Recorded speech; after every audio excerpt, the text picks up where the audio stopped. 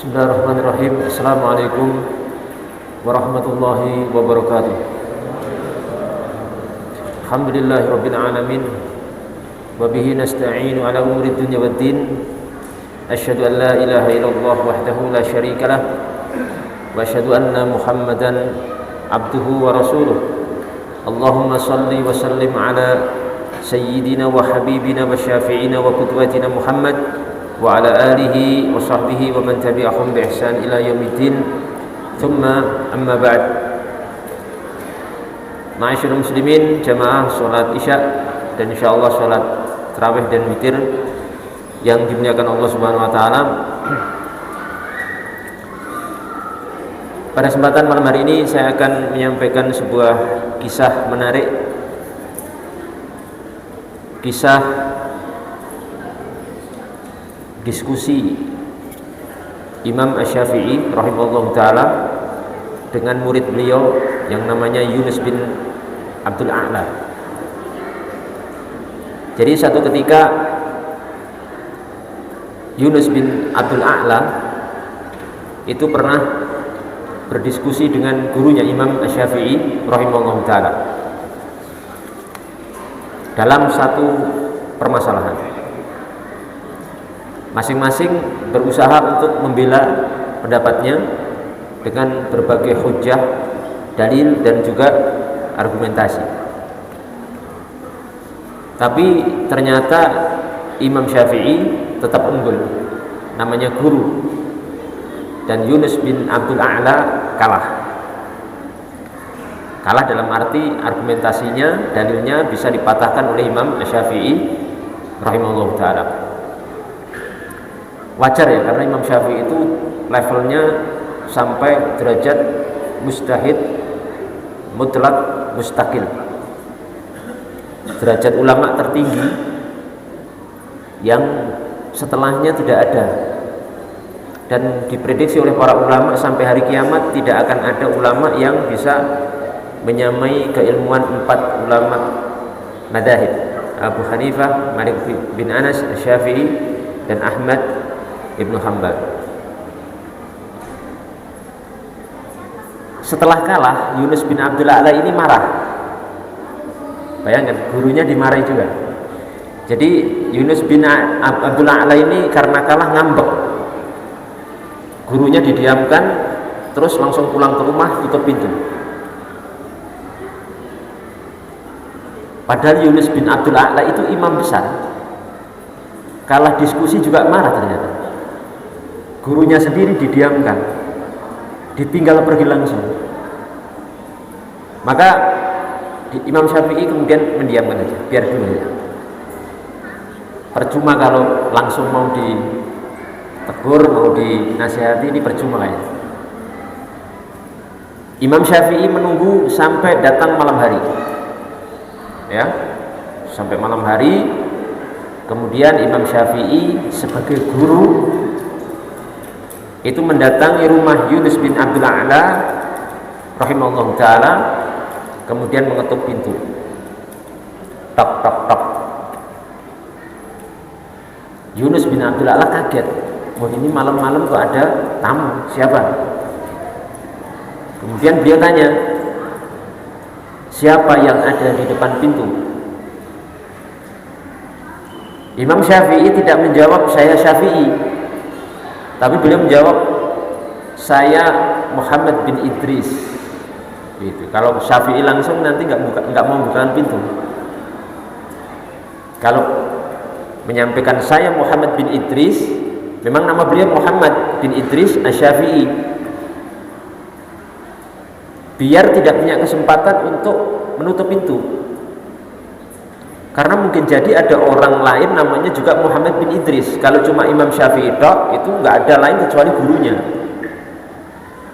Akhirnya coba diingat-ingat, ini siapa ya namanya Muhammad bin Idris itu siapa ya? Bisa jadi Imam Syafi'i, tapi bisa jadi orang lain. Akhirnya dibuka pintunya. Dibuka oleh Yunus bin Abdul A'la. Ternyata benar bahwa yang datang itu gurunya Imam Asy-Syafi'i. langsung Imam Syafi'i menyampaikan beberapa baris kalimat yang sangat luar biasa, yang mungkin atau mari kita renungi, ini menjadi satu hikmah dan pelajaran bagi kita semua bagaimana kita itu mencontoh para ulama salaf. Karena Imam Syafi'i itu termasuk ulama salaf. Beliau wafat tahun 204 Hijriah, di abad ketiga beliau itu hidup. Apa yang dikatakan Imam Syafi'i kepada muridnya Yunus bin Abdul A'la yang marah mendiamkan gurunya karena kalah berdiskusi? Imam Syafi'i menyatakan, wahai Yunus, muridku, kita ini bersatu dalam ratusan masalah, lalu kita akan berpisah hanya karena satu masalah.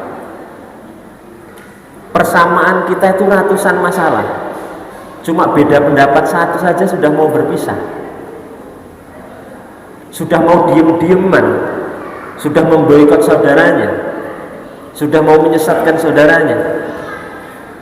Kita ini termasuk kita sekalian itu persamaan kita itu 99%, cuma beda 1%, dan perbedaan 1% itu hanya dalam masalah khilafiyah istihadiyah. Masa kita mau berantem, mau saling bermusuhan, mau saling menyalahkan, menyesatkan? Apa tidak senang yang di luar sana bertepuk tangan melihat umat Islam bercerai-berai? Rukun imannya sama, rukun Islamnya sama, usuluddinnya, pokok agamanya juga sama, terus harus bermusuhan. Apa nggak salah ngambil musuh kita ini? Beda kalau mungkin rukun imannya sudah lain, nabinya beda, kitab sucinya lain, kiblatnya beda, jumlah sholat fardunya lain. Silahkan mungkin. Kalau seperti itu, paling beda-bedanya itu cuma masalah khilafiyah istihadiyah. Yang satu gini-gini, yang satu enggak. Yang satu telunjuknya dari awal, yang lain pas ilallah. Yang satu turunnya tangan dulu, yang satu turunnya lutut dulu. Yang satu kunut, yang satu enggak kunut. Ya kan? Yang ini mau peringatan maulid, ini tidak. Berperang, rugi kita, habis energi kita. Sementara kaum muslimin yang belum sholat masih banyak, yang minum minuman keras masih banyak, yang berzina, berjudi masih banyak, PR kita masih banyak. Terus lanjut Imam Syafi'i, wahai Yunus muridku, janganlah kamu berusaha untuk senantiasa menang dalam seluruh masalah. Ya nggak bisa kalau kita harus menang terus. Ya kadang perlu mendengarkan argumentasi orang lain dan mendengarkan pendapat orang lain. Berbeda itu rahmat. Saya bisa memastikan, dan saya ingin tahu siapa yang tidak punya perbedaan sama sekali dengan saudaranya sama muslim 100% sama. Saya ingin tahu orangnya siapa. Nggak usah orang zaman sekarang, para sahabat, tabi'in, para imam-imam besar pasti punya perbedaan. Nah, kalau kita berusaha untuk tidak ada perbedaan, nggak mungkin. Memaksa orang lain untuk sama dengan kita semua itu nggak mungkin sampai hari kiamat. Sahabat saja beda, kita mau tidak beda, itu nggak mungkin. Perbedaan itu indah. Seperti apa? Pelangi. Pelangi itu kenapa indah? Karena banyak warna, merah, kuning, hijau, dan sebagainya. Kalau satu warna nggak indah. Rahmat, santai saja, rileks. Kita tetap bisa berukhuwah, bersinergi, bekerja sama, berta'awun alal birri wa taqwa, walaupun ada perbedaan-perbedaan sedikit. Tidak ada masalah. Ya, seperti itu merupakan manhaju ahli sunnati wal jamaah, manhajus salaf yang diajarkan Rasulullah SAW kepada kita lewat para sahabat radhiyallahu ta'ala anhum. Kemudian Imam Syafi'i melanjutkan, wahai Yunus, kita menghidupkan kesamaan hati itu lebih utama daripada kita menghidupkan memaksakan untuk kesamaan sikap. Hati kita bisa sama, tapi kalau seluruh sikap dan amaliyah kita nggak mungkin bisa sama. Tapi hati kita bisa bersatu, walaupun sebagian amaliyah kita berbeda. Cara sholat saja kita berbeda, nggak bisa 100% sama, itu nggak mungkin. Sesuai pendapat yang kita yakini lebih kuat kan begitu.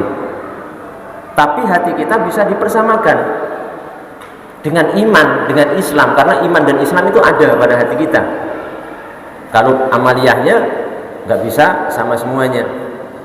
Dan janganlah kamu merobohkan jembatan yang telah kamu bangun dan kamu lewati, khawatir suatu hari kamu akan membutuhkannya kembali. Jangan kita membenci seseorang, membenci guru kita, membenci sahabat kita gara-gara permasalahan sepele, masalah khilafiyah istihadiyah. Khawatir satu saat kita butuh sama orang yang kita benci itu. Saya ada satu cerita. Ada seorang yang antipati di daerah saya itu dengan Muhammadiyah dan NU. Antipati sekali. Pokoknya Muhammadiyah NU sesat, ahli neraka gitu. Tahu nggak, pas dia sakit mendadak koma dalam posisi sakaratul maut, itu yang menolong pertama kali tetangganya yang NU dan Muhammadiyah, membawa ke rumah sakit. Hampir-hampir dia mati dan akhirnya tertolong. Yang bantu siapa? Tetangganya yang Muhammadiyah dan NU. Muhammadiyah yang NU dan Muslim, yang Muslim itu yang dia nerakakan, itu yang menolong dia sampai tertolong nyawanya, diantar ke rumah sakit tanpa pamrih, tanpa ingin imbalan. Kita khawatir seperti itu. Kita antipati dengan seseorang, kita antipati dengan saudara kita. Satu saat kita datang ke rumahnya mau utang duit. Ini saya pinjam duit, saya kepepet begini-begini. Padahal yang mau diutangi dulu disesatkan, dinerakakan sama dia. Wallahu musta'an. Ya, ini yang kita khawatirkan. Jangan merobohkan satu jembatan hanya mungkin jembatan itu kurang sedikit, kurang gini-gini. Padahal jembatan itu biasa kita lewati, kita butuhkan. Satu saat kita akan lewat jembatan itu lagi. Bencilah kemaksiatan dengan hatimu, tapi kasihanilah, sayangilah pelakunya. Kenapa? Kritisi satu pendapat, silahkan mengkritisi satu pendapat, tapi muliakanlah orang yang berpendapat. Karena tugas kita ini adalah membasmi penyakit, bukan membinasakan orang sakit. Tugasnya dokter itu apa? Tugasnya dokter itu menyembuhkan orang sakit, bukan membunuh orang sakit. Jadi kalau ada pasien sakit itu, yang sakit mana diobati, bukan orangnya malah dibunuh sekalian. Mau kita kan begitu ya, kalau ada orang salah itu sikat aja, bunuh sekalian. Begitu kan mau kita. Padahal para ulama dulu nggak begitu. Ulama zaman dulu itu kalau ada saudara yang keliru, kurang pas, nasihati pelan-pelan, kan begitu. Kalau enggak, kita sikat aja. Salah ini sudah selesai. Itu siapa nabinya? Qurannya ayat berapa yang mengajari seperti itu? Apakah Islam warnanya seperti itu? Sesangar itu? Ya, ini satu hal yang perlu kita contoh, bagaimana para ulama pendahulu kita itu sangat indah akhlaknya, adabnya, sifat rahmatnya kepada kaum muslimin. Jadi marilah kita perjuangkan Islam ini bersama-sama. Marilah kita makmurkan masjid ini bersama-sama. Dengan sedikit perbedaan yang ada, tidak ada masalah. Kita bersatu di atas Islam dan iman. Ya. Kemudian kita ini juga tidak boleh egois ya. Maksudnya pendapat yang kita pegangi seringkali kita klaim sebagai kebenaran mutlak. Mesti ini al-haq, hukum Allah dan Rasulnya, ya kan? Kemudian setiap saudara kita yang beda dengan kita anggap menentang Allah dan Rasulnya, ini juga tidak benar. Saya tutup dengan sebuah riwayat dari Masruq Beliau cerita pernah sahabat Umar bin Khattab itu menghakimi satu permasalahan di kalangan beberapa orang di waktu itu. Kemudian keputusan Umar bin Khattab itu disuruh menulis oleh seorang sekretaris, kalau sekarang katib ini. Kemudian katib penulisnya ini ngomong begini, hadza ma ara'allahu amiral mu'minina Umar. Keputusan ini merupakan keputusan yang Allah Subhanahu wa taala telah memperlihatkan kepada Umar bin Khattab, seolah-olah itu keputusan Allah. Mendengar ini Umar malah marah. Fantaharahu Umar, maka Umar marah menghardik orang itu. Kemudian Umar mengatakan, la, jangan begitu kalimatnya, ini kan istihadku. Jangan kamu samakan kemudian hukum Allah bukan istihadku, istihadku bukan hukum Allah. Aku kan baru berusaha. Kalau hukum Allah itu beda lagi nanti pembahasannya. Apa kata beliau? Ganti kalimatnya, bal uktub hadza marra'a Umar. Tulislah ini pendapatnya Umar, bukan hukum Allah. Pendapat itu kan hasil istihad, hasil asumsi, analisa seorang. Beda dengan begini ya, puasa Ramadan itu hukumnya wajib, ini hukum Allah. Tapi apakah kemudian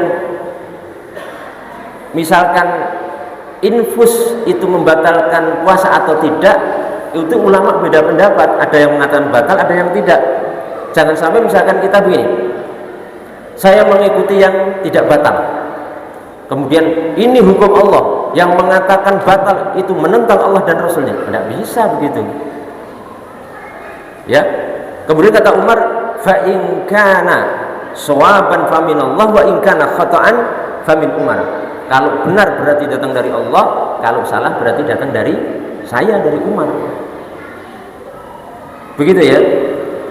Jadi jamaah yang dimuliakan Allah Subhanahu wa taala, karena kami di sini tidak mungkin seterusnya, jadi kami menghimbau, dan itu misi dakwah saya, bahwasanya saya membawa misi dakwah Islam yang wasatiyah wal i'tidal, Islam yang moderat, Islam yang pertengahan, Islam penuh rahmat, kasih sayang, mengedepankan ukhuwah, persamaan, dan berusaha untuk saling menghormati di atas perbedaan, dan kita berjuang bersama untuk Islam.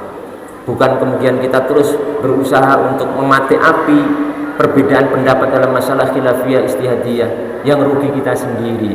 Masjid kita ini besar, di sini juga ada masjid-masjid lain yang membutuhkan perjuangan kita bersama-sama. Wa ta'awanu 'alal birri wat taqwa. Hendaknya kalian bertawun di atas kebaikan dan ketakwaan. Mari nanti masjid ini dimakmurkan bersama-sama. Masyarakat muslimin di sekitar sini monggo bisa berbondong-bondong sini untuk memakmurkan masjid ini dengan sholat 5 waktu, dan juga amal-amal yang lainnya, bekerja sama dalam kebaikan dan ketakwaan. Semoga nantinya masjid ini kedepannya semakin makmur, semakin baik, dan semakin barokah, dan menjadi pusat daripada kegiatan Islam di tanah merah ya, Kabupaten Bovendigul ini. Saya akan sangat berbahagia kalau melihat kondisi yang aman, tentram, adem, dan ayem. Siap enggak ini? Siap enggak ini? Siap ya? Siap. Muslim sejati harus siap ya. Muslim ahlu sunnah sejati harus siap dengan agenda besar ini ya. Saya doakan, jadi nanti kalau saya pulang ke Jawa, sudah sampai rumah, berita yang masuk telinga saya itu bagus-bagus semua. Wah, adem ayam, tambah makmur, jamaahnya tambah banyak. Nanti saya berharap jamaah putra itu menempati sampai tempatnya jamaah putri. Terus jamaah putri nanti dibuatkan tempat baru, insya Allah ya. Insya Allah, nggak ada yang mustahil Pak. Semakin makmur nanti, insya Allah. Kita harus optimis ya. Harus apa? Optimis. Demikian yang bisa saya sampaikan. Alhamdulillahirabbil alamin. Mohon maaf kalau ada kekurangan. Wal afu minkum. Wabillahi taufiq wal hidayah. Wassalamualaikum warahmatullahi wabarakatuh.